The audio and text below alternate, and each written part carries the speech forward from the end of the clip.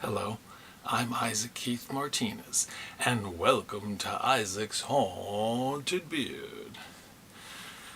You know what?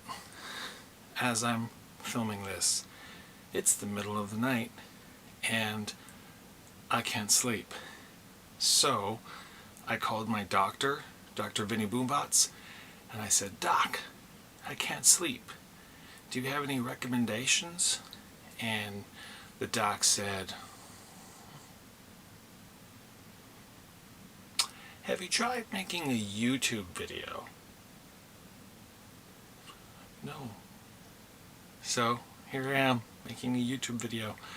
I'm going to talk about the movies that I watched in February and March of this year. And for the record, in case you're watching this in the future, and really, why would you be? The year is 2020. And what a year it is, huh? It's garbage. Okay. In February 2020, I watched 45 movies, and here are some of the highlights of that month. I started the month by watching all the Police Academy films, and for the record, there are 7 Police Academy films, and when I made the decision to rewatch all the Police Academy films, I wanted to do them as double features. But not only that, I thought it would be fun to do it with another franchise that had 7 films in it. So therein lies the challenge, right? Like, what is there? The only thing I could think of was A Nightmare on Elm Street. So every day, starting at the beginning of the month, I watched a Police Academy film, followed by A Nightmare on Elm Street film, and continued every day until it was done. I'm a fan of the Police Academy films, and I like the first 4 the most. After 4, there are moments in 5, 6, and 7, not really, that I like, but I think the first 4 are my favorite. And a lot of people like to point out that after part 4, Steve Guttenberg stopped doing them, and that's when it started to dip, for those people who have that opinion. But I also want to point out that Bobcat Goldthwait stopped doing them as well. Why does Steve Guttenberg get all the glory as the guy who left the franchise? Bobcat Goldthwait also left the franchise around that time too. If you look at the movies seriously, like if you were to just pretend like these movies could really happen, and why would you? Because it's a very cartoonish franchise. But humor me. I think in real life, Mahoney and Zed, the characters that Guttenberg and Goldthwait play, I made a little mistake, but we keep on trucking. I think they would have been fired.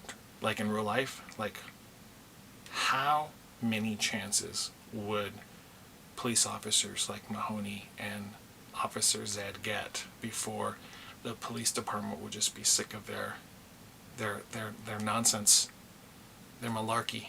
Huh? They got fired. Let's just pretend they never get mentioned in part 5. It's like they got fired, and they're like, we will never speak of them from this day forward. And then there's the Nightmare on Elm Street films. I don't really want to talk about that. On February 8th, I watched The Fog. Not the crappy remake, but the original John Carpenter's The Fog. It was the 40th anniversary. It was released on February 8th, 1980. Isn't that crazy? 40 years? Now that we're entering the 2020s, every year forward, when we look back at that decade, the 80s, 1981, 1982, 1983, 1984, 1985, 1986, 1987, 1988, 1989, all of them. It's going to be 40-year anniversaries. So get used to saying that. If you're that kind of person. I know I am. I'm going to watch it again this month. It's April. Right now it's April. I'm going to watch it again because April 21st is Fog Day. Because April 21st in the movie is when the town in the movie celebrates their big town's birthday thing. And they stay in the movie, it's April 21st. And then movie dorks like me watch the movies that we love on the day that it takes place in the movie if they say the name, if they say the date in the movie. And then suddenly that date becomes a holiday. But you can plan it so that you watch the movie, a movie that does something like this where they mention the date, and watch it with someone and don't tell them. Someone that doesn't know this, and don't tell them.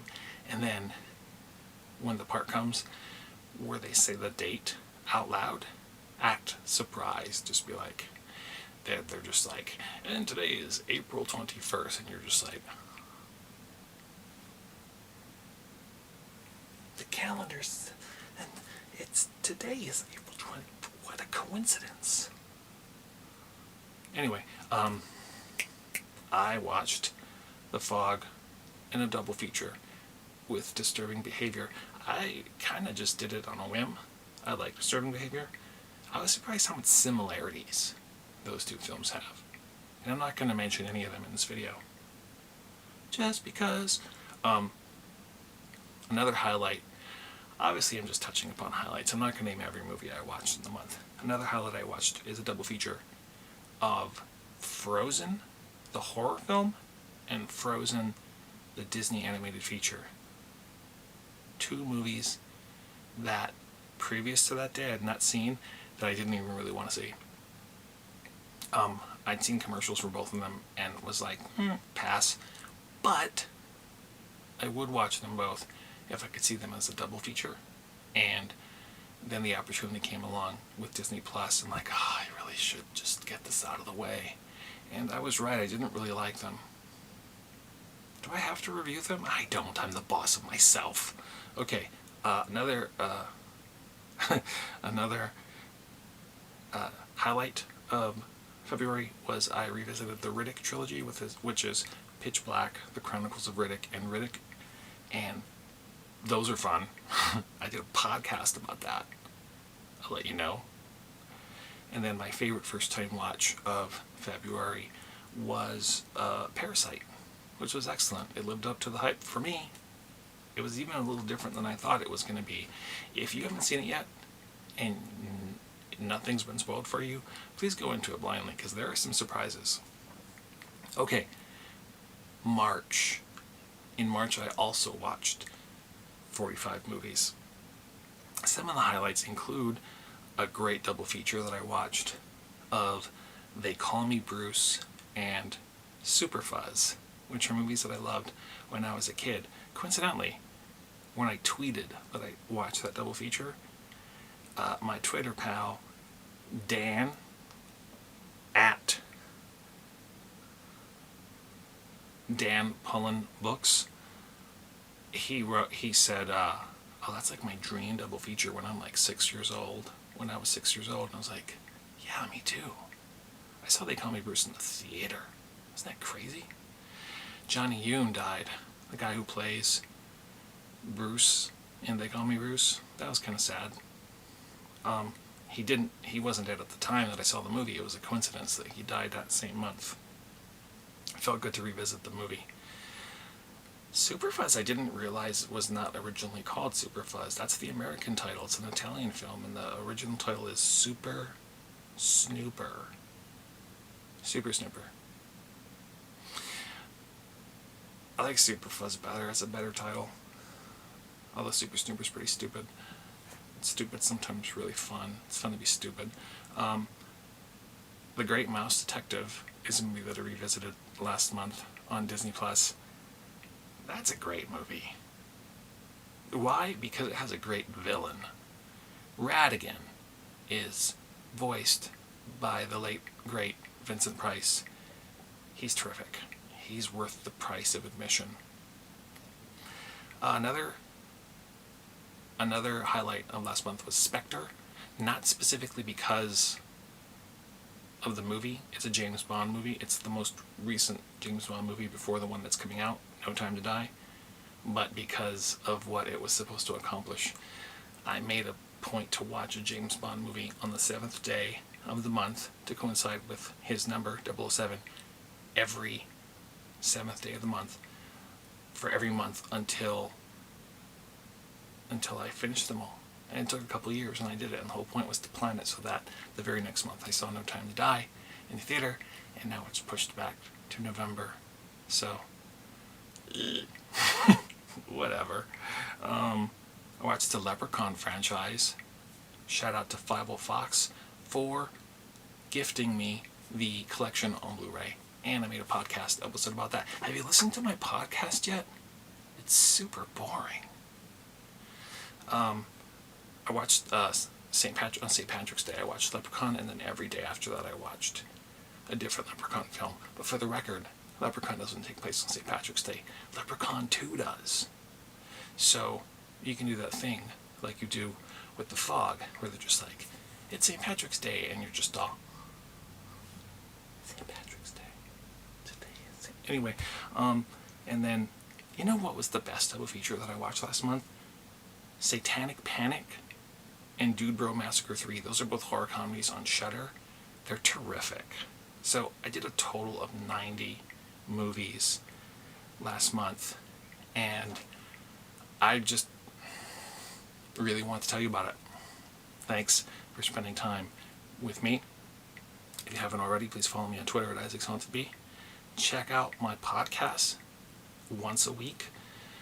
If you want to just type Isaac Sontabeer podcast, you can find me on Spotify and Anchor and some other platforms, and my Blogspot page. And one day, when you least expect it, I'll put out another video, because these are very rare, right? So, once again, hey, take care of yourself. I just want to have some fun tonight. I just want to give you a friendly face with a friendly voice, talking about some friendly stuff. Take care of you guys, of each other, and I'm so eloquent. I love you. Bye.